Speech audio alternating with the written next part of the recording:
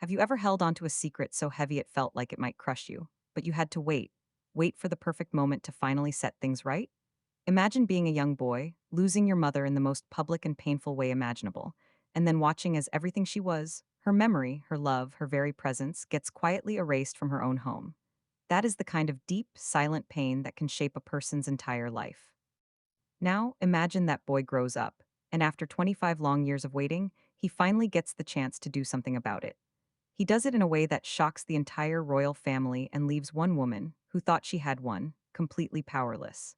This is the story of a son's love, a plan executed with surgical precision, and a long awaited moment of justice. So, Princess Anne and Prince William pulled off something that had been 25 years in the making. The moment it happened, the shockwaves inside Windsor Castle were so immediate and so intense that Camilla was reportedly left completely gobsmacked. She ran straight to King Charles, demanding he fix it, only to realize she had absolutely no power to stop it. That is the incredible story we are breaking down today. When you actually look at what was said versus what really happened, the timeline reveals a wound that never healed and a plan that was carried out with careful, quiet precision. What just happened inside Windsor Castle is the moment royal commentators have been waiting 25 years to talk about. William has finally done it. Fueled by years of silent rage, he pulled his mother, Princess Diana's official portrait, out of the dark storage room where it had been shamefully buried and placed it exactly where it belongs, right beside Queen Elizabeth on the Hall of Matriarchs wall. Camilla had no idea it was coming. When she saw it, she was completely shocked. She ran straight to Charles and ordered him to have it removed immediately. But what Charles did next turned the entire palace upside down. Let's talk about the wound that never healed. There is a portrait of Princess Diana that most people have never seen up close. The story of where that painting has been sitting for the last 25 years will make your stomach drop. The portrait was painted during one of the most celebrated times of Diana's public life. She was at the height of everything: her beauty, her warmth, the way she made ordinary people feel seen and loved in a way no royal had ever managed before. People who were there when Diana first saw the finished portrait say she stood in front of it for a long time without speaking, the way you go quiet when something captures exactly who you are. That portrait was supposed to hang in the Hall of Matriarchs at Windsor Castle. This is the most sacred ceremonial space in the entire royal residence, a wall reserved exclusively for the most important women in the history of the British monarchy. Diana never saw it hung there because she died before it happened. After she died, the portrait was quietly removed from consideration, wrapped up, and placed in palace storage, where it sat in the dark for over 2 decades. When Diana died in August 1997, the world grieved openly and loudly. Inside the palace, something else was happening, something quieter and far uglier. Within hours of Diana's death being confirmed, the first calls made from inside the palace were not calls of grief. Royal insiders report that among the very first concerns raised was whether Diana had any crown jewelry in her possession in Paris. The scramble to reclaim property began before the British public had even been told their princess was gone. And while that was happening, Camilla was already moving. Camilla had spent years as the hidden woman, the one Charles visited in secret while married to Diana, the one Diana called the Rottweiler in private because she understood exactly what this woman was doing to her marriage. Now Diana was gone, and Camilla began moving through the palace rooms Diana had called home. She did not simply move in, she erased her. Diana had kept fresh flowers throughout the palace spaces she lived in, arrangements she had personally chosen. Camilla ordered them removed and burned, not replaced, burned.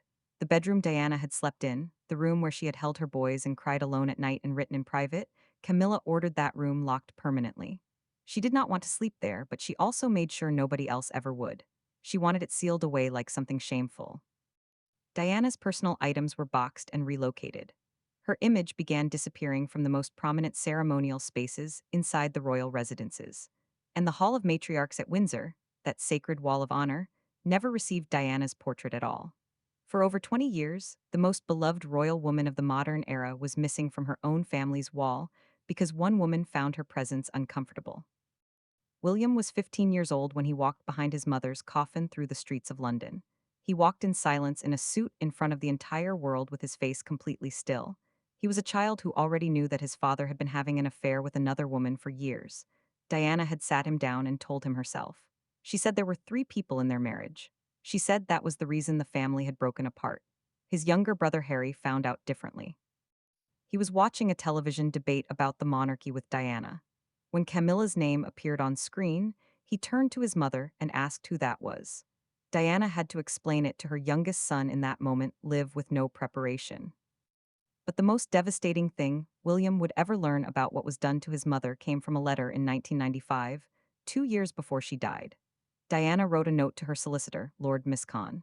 In that note, she stated that she believed Charles was planning to have her killed in a staged car accident, brake failure, and serious head injury so that he would be free to move on. She wrote that her husband was planning an accident in her car. She wrote that Camilla was nothing but a decoy and that she was being used by the man in every sense of the word. 2 years after writing those words, Diana died in a car crash in a Paris tunnel. That note was handed to police after her death, but sat untouched for 6 years before finally reaching Scotland Yard. Charles was eventually questioned about it privately at St. James's Palace. William and Harry did not know the full contents of that letter for years. When William finally understood what his mother had written in the last 2 years of her life, and then looked at what had been done to her memory inside the palace walls after her death, something inside him hardened completely. It never softened again. He watched Camilla move through the rooms his mother had lived in. He watched her remove portraits of his mother from the rooms. He watched the Hall of Matriarchs stand empty where Diana should have been. He kept his face completely still in public, but the anger was eating him alive on the inside. At 16, he finally broke. He pulled aside a close confidant and he let it all out. He said that Camilla got her claws into his father and never let go for a single instant. He said that was the reason his mother was dead, because Diana had been driven out of her own family, stripped of her protection, pushed out until she had nobody around her, and she ended up completely alone and unprotected in a Paris tunnel in the middle of the night. A 16-year-old boy said those words about the woman now living in his mother's home, and he carried every single one of them for the next 25 years. There was one other person in this family carrying a wound connected to Camilla that ran even deeper than William's, and it started long before Diana ever entered the picture. That person was Princess Anne. Before Camilla married Andrew Parker Bowles was in a serious romantic relationship with Anne. They were close enough that marriage was being discussed. The royal family shut it down because Andrew was Catholic and Anne, as a senior member of the Church of England, was not permitted to marry him. She stepped aside. She had no choice. And within a very short time, Camilla moved in and Andrew proposed to her. Anne sat in the pews at their wedding in 1973 and watched it happen. The woman who took the man Anne was supposed to marry then spent the next several decades as a secret mistress who destroyed her brother's marriage, broke Diana into pieces, and eventually walked into Buckingham Palace wearing a crown. Royal author Penny Junor reported that Camilla was deeply intimidated by Anne for years, that Anne's cold behavior toward her was extremely nerve-wracking, that issues from their shared past had never once been resolved and never would be. After the 2023 coronation, Anne reportedly confronted Camilla at a private luncheon, looked her in the eye, and told her directly, "You are not the queen, you are just the king's wife." Anne has allegedly never bowed to Camilla. She reportedly asked Queen Elizabeth personally for permission to be exempt from that protocol, and the Queen granted it. Anne watched Diana be erased. She watched the portrait disappear. She watched the Hall of Matriarchs walls stay empty for 20 years, and she carried every single piece of it. Both Anne and William wanted one thing: to take Diana to where she belonged, the Hall of Matriarchs. Then came the night when the waiting was finally over. William had spent years preparing this move. He had careful meetings with curators about portrait placement protocol. He studied the historical records on every previous portrait placement going back decades. He made sure every single institutional rule was followed perfectly, so that once the restoration happened, nobody on earth could legally challenge it or reverse it. He had been playing a 20-year chess game inside his own family, and this was his final move. The night before it happened, William called Anne. The call was short. Both of them had been waiting a very long time for this moment, and they both knew it. "I cannot wait to see the look on her face. It is long overdue. Diana deserves to come home," Anne said. "She comes home tomorrow," William responded. That was it. The call ended. Camilla had no idea it had happened. She had no idea what was coming for her. In the morning, she had spent 25 years believing she had won. She was about to find out how wrong she was. The night Diana came home, William's team had scheduled Camilla for an engagement outside London that day. It was a deliberate move to get her out of the building and keep her away until it was done and completely irreversible. While she was gone, The Hall of Matriarchs at Windsor was closed to all but a handful of trusted staff, people who had been personally vetted, people who understood what they were about to be part of. Nothing appeared on the official royal diary. No press release was prepared. This was happening in total silence. In the early evening hours, the portrait of Princess Diana was carried into the Hall of Matriarchs. It had been sitting in protective wrapping in palace storage for over 20 years. The staff who handled it that evening moved carefully with it, the way you move with something that has been hurt and deserves to be treated gently. Princess Anne was there personally. She had insisted on overseeing the placement herself. She was not going to let someone else do this. She had waited too long for this moment. The protective wrapping came off slowly, and for the first time in more than 2 decades, Diana's portrait was fully visible inside the walls of Windsor Castle in the room where it had always belonged. The frame was prepared. The placement was measured and confirmed, and within 90 minutes of the portrait arriving in that gallery, Diana's face was on the wall. She was placed directly beside the late Queen Elizabeth, two women side by side. One who reigned for 70 years, one who never had the chance to reign at all, right where they should have been together from the beginning. The room was very quiet after it was done. Multiple witnesses reported that nobody spoke for a moment. They just stood there and looked at it. And then Princess Anne, who had walked into that room carrying 50 years of grief and fury and deeply personal history, said something quietly almost to herself. Staff members nearby heard it clearly. She said that Diana belongs here. She said she always did. Just the truth spoken out loud in a room that had been silent about it for 25 years. Diana had been the most beloved royal of her entire generation. She had filled stadiums and lined streets and made the whole world weep at her funeral in a way that had never happened before and has not happened since.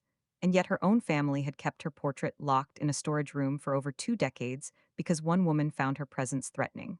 That woman was sleeping across London that night. She had no idea what had just happened. She had no idea that the portrait was on the wall.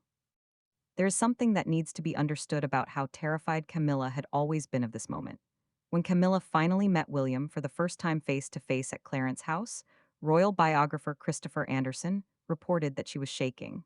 She needed a vodka to steady herself before she walked into the room. She was physically trembling at the thought of facing a teenage boy. Critics believe it is because she knew exactly what she had done to his mother. She knew he knew, and she had no defense to offer him. She had been afraid of William since he was 16 years old, but she had never once imagined he would do this.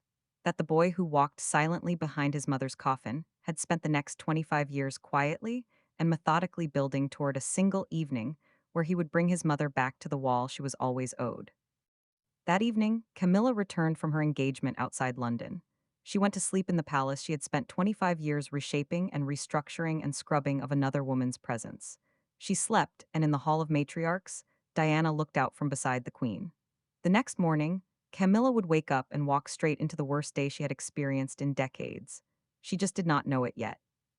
Camilla returned to Windsor the next morning, expecting a completely normal day. She walked in, she heard the news, and the reaction that followed was immediate and physical. She did not compose herself. She did not process it quietly. She went completely rigid with fury. She ordered the portrait be taken down at once. She demanded an emergency meeting with William. She insisted that Charles step in on her behalf. She demanded a full explanation from every member of palace staff who had been involved in carrying out the restoration. Every single one of those demands was refused. Every single one. For the first time in her entire royal career, Camilla was completely powerless inside her own home. The woman who had spent 25 years quietly restructuring the palace around herself had just discovered that the palace could be restructured right back, and she had zero authority to stop it. But the refused demands were not the worst part of that morning. The worst part was what happened when she turned to her husband. Charles had spent decades fighting for Camilla. He had battled the institution, the public, the press, and his own sons to make space for this woman inside the royal family. He had spent 25 years being the one person in the world Camilla could always rely on to stand up for her. And now she stood in front of him, humiliated and furious, waiting for him to fix it. He looked at her and he said nothing. He let his son's decisions stand. He let his sister's actions go completely unchallenged. He did not make a single call. He did not raise a single objection. He sat there and let Diana's portrait remain on that wall. Palace insiders say that in that single moment, Camilla understood something she had never been forced to face before. That Charles had made his choice. He had chosen the institution. He had chosen his son. He had chosen to finally honor the woman he had spent a lifetime wronging. What makes Charles's silence even more devastating is the full weight of what it actually means. This is a man who, according to reports recently, begged William in private not to push Camilla out after he dies. A man who knows better than anyone how deep William's resentment runs and has spent years trying to hold it in place. Sources close to the family have confirmed that William still harbors real and unresolved anger toward Camilla for what she did to his mother. One insider said plainly that the way Camilla betrayed Diana has not been forgotten by either of her sons, and that William has simply been more disciplined than Harry in hiding it. Charles knows this. He has always known this. And yet when the moment came, he went quiet. That is not just a husband failing to defend his wife. That is a king accepting that the reckoning he could not stop forever has finally arrived. Just when Camilla thought she had seen the worst, Princess Anne walked into the room. She came herself, face to face. She looked at the woman who had burned Diana's flowers, locked her bedroom, watched her portrait disappear from the walls for 20 years, and said 5 words. It is what Diana deserved. Camilla stood there and heard those words from the one woman she had never been able to win over, never been able to intimidate, and never been able to make bow. What followed was not just a terrible morning. It was the beginning of a complete and permanent restructuring of Camilla's position inside the royal family. She was quietly removed from upcoming public engagements. Royal patronages that Diana had built and championed were being reactivated under Catherine's office. Charities Diana once poured herself into were being moved back into prominence in William's official schedule. The royal family's communications mentioned Diana's name more in the 2 weeks after the restoration than they had in the previous 2 years combined. This was a signal, clear and institutional, and completely irreversible, that the balance of power had shifted and was not going back. The new royal order is now clear. William has carried real deep resentment toward Camilla for his entire adult life. One insider stated plainly that the way Camilla betrayed Diana has not been forgotten by William or Harry. William has simply been more controlled than his brother in how he expresses it. Harry said it all publicly in his 2023 memoir. He confirmed in black and white that both he and William pleaded with their father not to marry Camilla. Both of them took their father's hand and begged him not to go through with it. Both brothers called her a wicked stepmother. Both called her a villain. Harry chose to explode publicly. William chose something different. He chose patience. He chose the institution itself as his weapon. He waited until he had the power to use it correctly, and then he moved. And sources have confirmed that Charles has privately asked William not to push Camilla aside after he is gone. He knows how William feels. He knows that the moment William takes the throne, every aspect of Camilla's public and private royal life will be reviewed, restructured, and decided entirely by a man who has never once forgotten what she did to his mother. Diana's patronages are coming back. The charities she built from genuine love and personal commitment are being lifted back into prominence under Catherine's name and William's schedule. Diana's name is being spoken inside official palace communications with a frequency and a depth of respect that has not existed since before she died. The Hall of Matriarchs at Windsor now has Diana on its wall right beside Queen Elizabeth. The two women who define the emotional heart of the modern British monarchy, together at last on the wall where they always belonged. William was 15 years old when he walked behind his mother's coffin through the streets of London. He made a promise to himself that day and he waited. He prepared. He built the legal and institutional foundation so carefully and so thoroughly that nobody could challenge it once it was done. He brought in the one person in the entire family with the institutional authority to make it happen and make it permanent. And then one quiet evening, while Camilla slept across London completely unaware, William walked his mother back into the room she had always been owed. Diana's portrait is on that wall, and it is not coming down anytime soon. Diana would be so proud of the man her son has become.